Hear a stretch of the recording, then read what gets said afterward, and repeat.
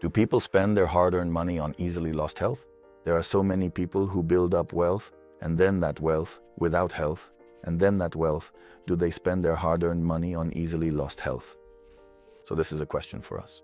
However, I would turn the question around, or rather the thesis. I would say that health greatly helps in building wealth. Does health really help in building wealth? A strong body means a truly strong mind, a calm mind. That is a strong body. And if maintaining health required a lot of effort, but paradoxically, health just doesn't want us to interfere with it. We are made for walking, to some extent for running, and to an even lesser extent for swimming, but just a bit of movement, eating a little less than what is marketed to us today, and a bit fewer stimuli. And damn, in reality, health is given to us. Most of us are born healthy. Of course, there are illnesses, genetics, accidents, but I think that in most cases it's our health. We take it away from ourselves and we allow it to be taken from us. But you have to fight for it. Here, I also want to appeal to entrepreneurs. We will also be working on this regardless of whether you have a small company, a big one, whether you don't have a car, or you have a Lamborghini. Doing 50, 60, or 100 push-ups a day, or even 20. Squats, or going to the pool once a week, or saying no to a hamburger, fast food, pizza, or really overdosing on sugar or fat. These are all very simple things, but here, there is excess. Foolishness makes us give it away. We give away something we already have. We often give away one of our greatest and most important values, which are our physical health and our mental health. There's no need to do that. In reality, space-time doesn't expect us to get sick. Maybe there are conspiracy theories that corporations want us to get sick. First, you're supposed to gain weight, right? Then you're supposed to lose weight, and so on. There's some truth to that. If we didn't get sick, a lot of businesses would go under, but on a micro, home, human level, we are the masters of our own fate. It's just that in the past, I think you really had to fight hard for your health. Today, it's the other way around. We fight not to have it. Simpler food, a simpler life, less information, a bit of exercise, and as you can see with many people from Southern Europe, Spaniards, Italians, these people live to be 80 or 90 years old. Without any gyms, without any supplements, they simply eat naturally. And they walk or ride their bikes to church or to work. And they simply live longer.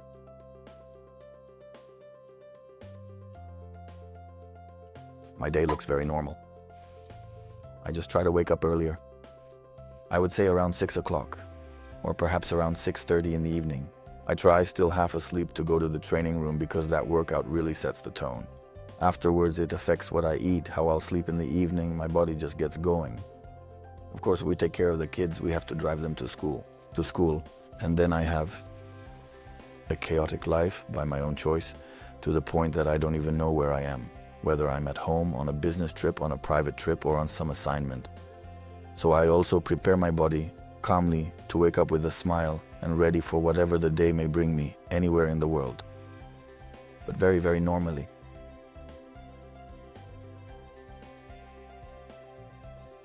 I grew up in stress, as if both in one school and the other, here in our country especially, this stress is built into the student and academic career. You're supposed to be a little afraid of school. You're supposed to be stressed. You're supposed to be afraid of the teacher, afraid of grades. There's some pressure from classmates, a bit from family, so I think this stress is maybe not from birth, but definitely from the first school onward. And then unfortunately comes the business stress. That's the pressure we put on ourselves for some kind of development. Then I think there's disappointment in those around you that one didn't deliver, another didn't do something, someone didn't pay, someone didn't call, someone didn't follow through. And you can't keep all of this together. And you only have one head, but so many interests. You can do a lot, but you only have one head, one life, just a dozen or so hours a day to manage it all. That's where the stress comes from. The best lesson is to let go. You just have to accept that whether you stress about it or not, that taxi or truck or delivery simply won't arrive. So really, somewhere after turning 35 or 40 years old, I started to worry less, and the less I worried, the better things started to work out. So it turned out that this stress, just like being overweight or various ailments, is something we impose on ourselves with pressure that doesn't really exist. I'm learning this, I'm working on it, so that there's less stress, but not so that it's worked out, for example, by a masseur, but so that it's worked out from the inside, from within. So as not to stress myself physiologically, not to relieve stress just physically, but rather not to impose that pressure on myself at all. And it's working. However, in reality, stretching for as long as possible, or spending as much time as I can outdoors, whether it's skiing like last weekend or anywhere else, if I'm not by the water or on a boat or somewhere with a view, even just of the water or in the forest, which I love being in, just getting some fresh air and clearing my head. So, as few stimuli as possible, because I think the mind can't handle overstimulation. This is something that's often talked about, delegation. Most of the responsibilities, really. You don't have to do everything yourself. You don't have to do everything today. You can do it tomorrow, the day after, or even in a week, as long as you get it done. Notice that the people who are the most stressed are often the ones who, in reality, aren't doing much at all. Someone spends their whole life stressed out, biting their nails, has 2 heart attacks, and then you ask, so what did you actually do? Well, not much, right? And someone else is less stressed. They do their thing every day and end up where they want to be. So I think those two things kind of cancel each other out. You have to get it under control. You have to get it under control, you have to diagnose it, you have to work through it, and understand that stress is probably something good, something beneficial. That kind of adrenaline, that fear of the unknown, before competing in a contest, before going on stage, before buying another property, but that's a positive kind of stress. But beating yourself up for not doing everything perfectly, blaming yourself, and piling even more responsibilities on yourself. And in reality, you're just standing still because you're afraid. Distinguishing between the two. I think that distinguishing your emotions, naming those emotions, controlling them, and using that energy to your advantage. Or letting go.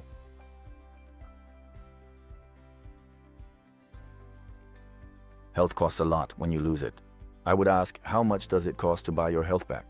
And I think that often there is no price for buying your health back. On the other hand, maintaining a body and mind that are fit for use costs nothing. I think that 3 liters of water, food for a few or a dozen dollars, and half an hour of movement a day in its most basic form. And I truly believe that this approach will allow you to endure or to stay healthy much longer than all the other assisted techniques, diets, overtraining, scheming, and psychiatrists combined. As if I would simplify life. Would I simplify life? Of course, when I complicate it, whether physiologically or mentally, I do so at my own risk, at my own request, but paradoxically, I think that health, as long as you don't lose it, costs very little.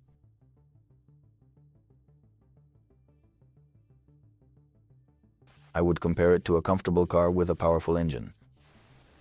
It definitely costs something. It definitely costs a lot of sacrifices when it comes to life. For me, a strong body doesn't mean muscles. Someone who weighs 140 kilos because they've bought a bunch of supplements, right? Well, then they end up with joint and heart problems. So that's bodybuilders. It's an extreme sport for those who really love it. People who choose to imitate others likely find some enjoyment in doing so as well. But I truly believe that you can be a remarkably slender and lean individual and still be exceptionally powerful in a physical sense. And you certainly don't have to shout or be loud to be considered incredibly strong mentally. So what we see and what is real, I think, are two different paths, but sacrifices are the price you probably have to pay. This is the training that we can't avoid, the diet we have to face, the foods and drinks we won't consume, even though there are so many temptations. And then there's the laziness, which unfortunately has to be turned into some kind of self-improvement. This is the hardest work in life, not working on your company, your investments, or what's happening with a particular cryptocurrency, but rather, did you take care of your body this morning? And it really doesn't ask for much. It says just one thing: don't get in the way.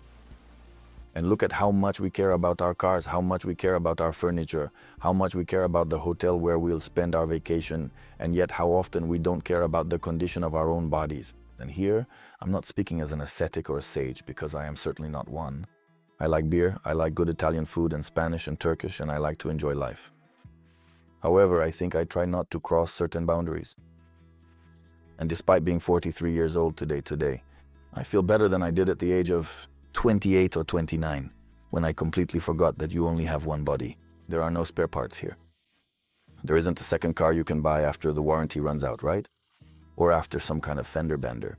Here, after a crash, you have to keep going for the next 50 years. Look, we take care of our shoes, our jackets, our computers, our hard drives, but we don't take care of most of our organs. This is a civilizational failure. That's what we'll be talking about on the channel. If you don't have an hour or two a day for yourself, if you're 30 kilos overweight, if you can't simply walk 5 kilometers on foot, then let's not even talk about finances. Let's not talk about any personal development, conquering the world, or marketing strategies, because that's nonsense, that's rubbish. Let's not talk about a car if you can't even get into it. Let's not talk about furniture if you can't sleep comfortably because you can't breathe. Unfortunately, this means facing the truth, a truth I confront in the mirror many times, or with my conversation partners. It's also easy to deceive yourself in today's marketing-driven world, because you can dress nicely, take a photo from the right angle, and so on. But I think that's not what it's about.